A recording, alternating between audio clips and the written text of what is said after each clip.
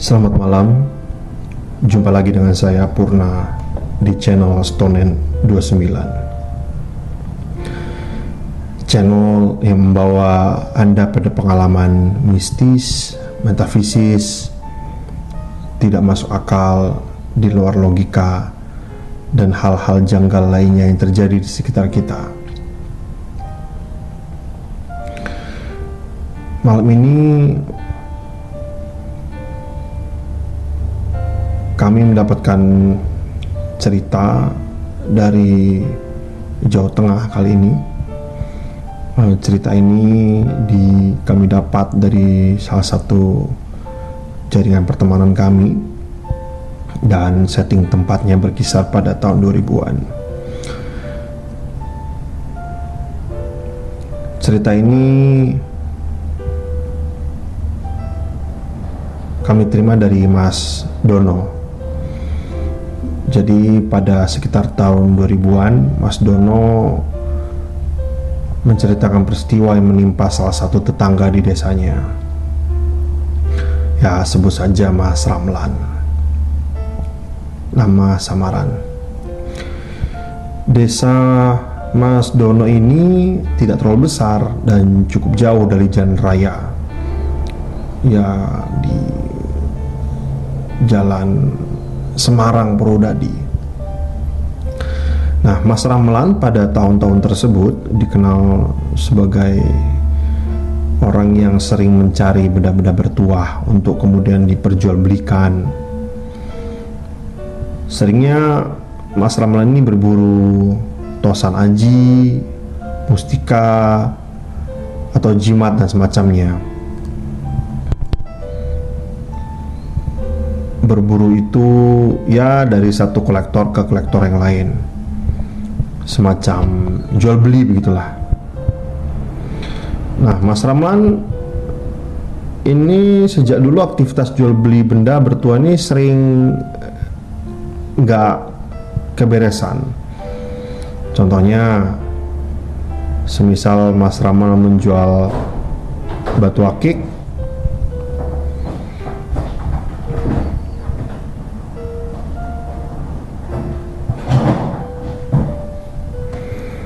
aki merah delima,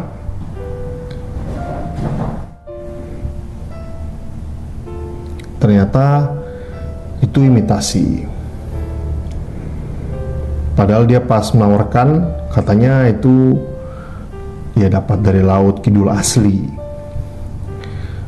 Atau pas jual tosan aji, keris, atau tombak, ternyata besinya sambungan.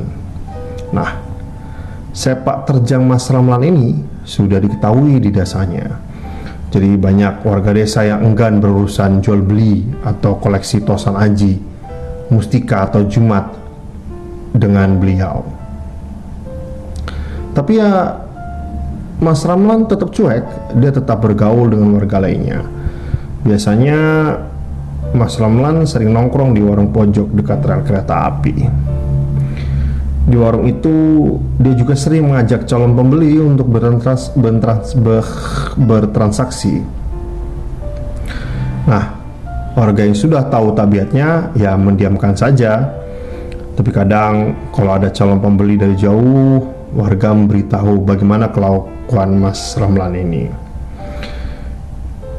Mas Ramlan ini juga sering mengaku kalau dirinya sakti dan kebal senjata.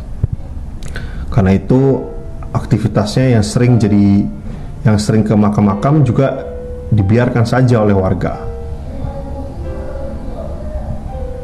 Kebetulan keluarga Mas Ramlan di rumah hanya ada ibunya saja. Sang ibu ya menanggapi biasa saja pola Mas Ramlan ini. Kegiatan Mas Ramlan ini berlangsung selama bertahun-tahun. Sampai pada suatu saat Mas Ramlan membawa semacam patung dari batu ke warung biasanya dia menongkrong di pinggir rel kereta api. Dia membawa seperti patung tapi tidak utuh. Bentuknya seperti manusia, tapi bagian pada kepalanya tidak bisa diidentifikasi lagi. Besarnya kira-kira sebesar botol minuman. Mas Ramlan mengaku kalau dia mendapatkan patung tersebut dari hasil berendam di salah satu sungai di dekat desanya. Katanya untuk mendapatkan patung tersebut dia harus berkelahi dengan sosok raksasa ganas. Warga yang sudah tahu kebiasaan dia ya mendiamkan saja. Mas Ramlan mulai mengontak kenalannya di Semarang.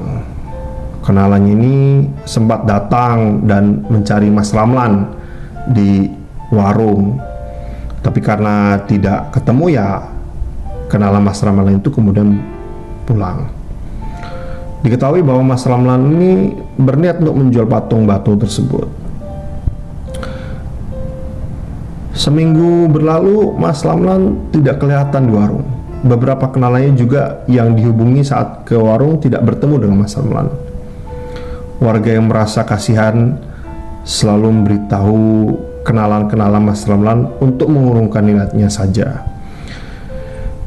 Tapi ada yang tetap ingin ketemu, hanya tanya rumah Mas Ramlan.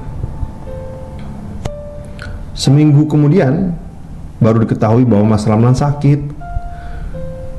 Dia seperti terkena penyakit lumpuh mendadak begitu. Jadi ya hanya bisa tidur saja, kadang bisa duduk. Hal ini diceritakan oleh ibunya Ramlan saat meminta pertolongan kepada ayah Mas Dono.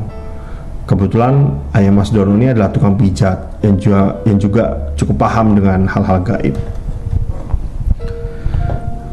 Ayahnya Mas Dono lalu menjenguk ke rumah Mas Ramlan. Saat itu Mas Dono ikut mengantarkan ayahnya. Menurut Mas Dono, tubuh Mas Ramlan ini seperti terbujur kaku. Ia hanya terbaring saja di amben belakang. Katanya di rumah waktu-waktu itu, pada waktu-waktu tertentu saja merapat ke tubuh dan tidak bisa dibuka. Kaki-kakinya juga merapat. Jadi hampir seperti mayat begitu. Seperti kondisi orang yang sedang diikat. Sementara Mas Ramlan sendiri seperti orang kebingungan setiap kali melihat orang datang. Ayah Mas Dono yang merasakan keanehan tidak berani langsung menyentuh tubuh Mas Ramlan. Mas Dono sendiri kemudian diajak pulang ke rumah dulu. Keduanya lalu berpamitan ke ibunya Mas Ramlan. Sampai di rumah, ayahnya Mas Dono langsung mandi dan sholat, kemudian mengajak Mas Dono untuk berangkat lagi ke rumah Mas Ramlan.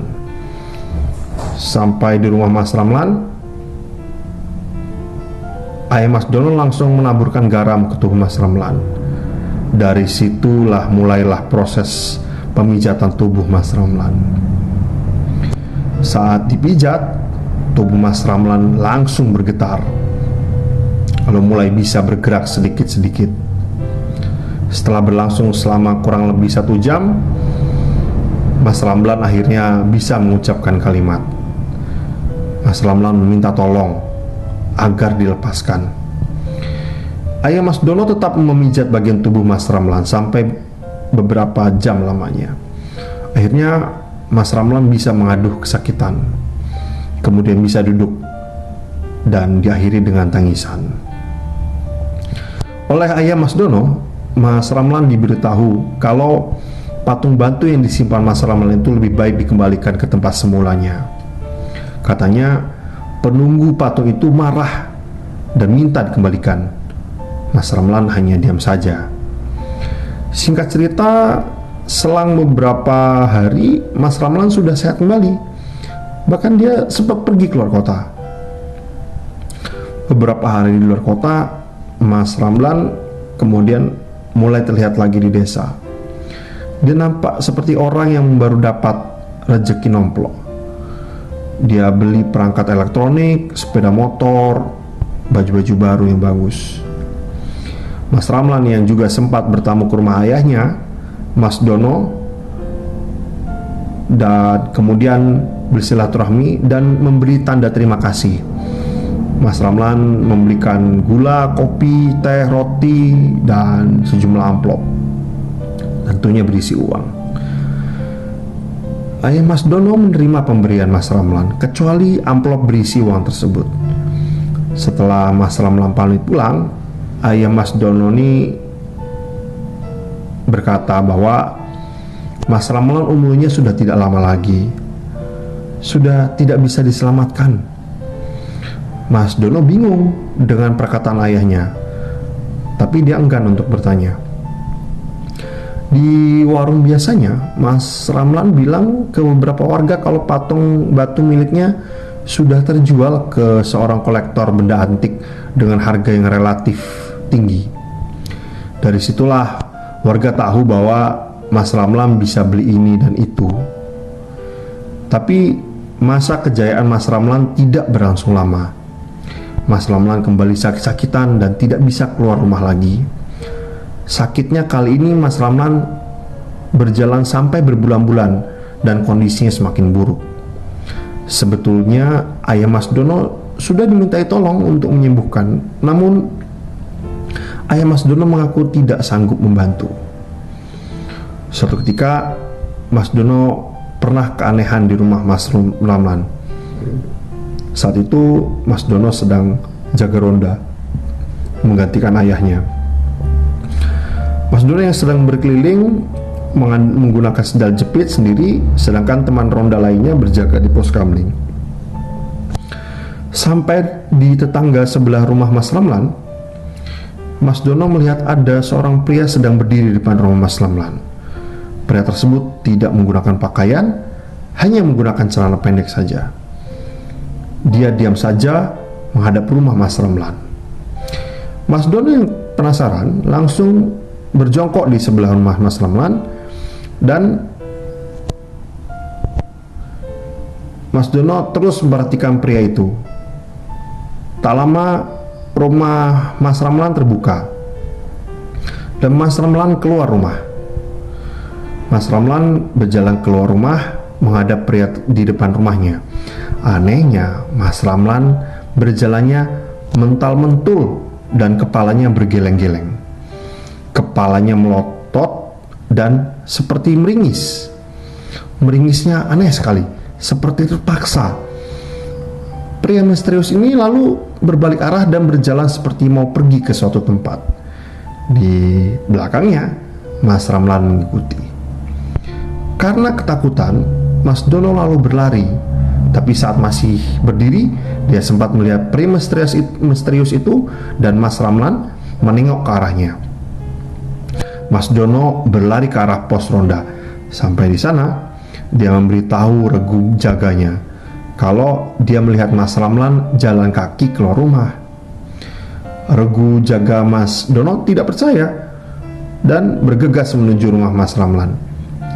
Tapi sampai di sana tidak didapati Mas Ramlan dan pria misterius tersebut. Kejadian malam itu menjadi perbincangan warga sampai pada akhirnya suatu hari Mas Ramlan meninggal dunia. Warga kemudian berdatangan untuk melaksanakan prosesi pemakaman. Setelah warga juga menggelar tahlil, prosesi pemakaman dan tahlil berlangsung secara lancar. Selama 7 hari tidak ada persoalan yang serius. Wafatnya Mas Ramlan ini kemudian masih menjadi misterius sampai hari ini.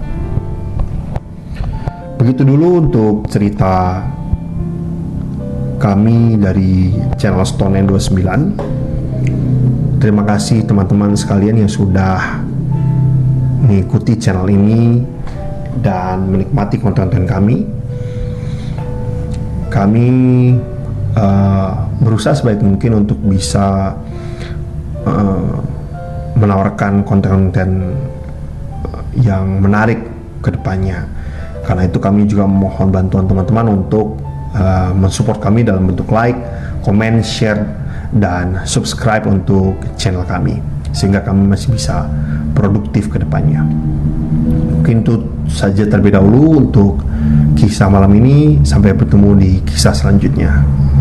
Selamat malam.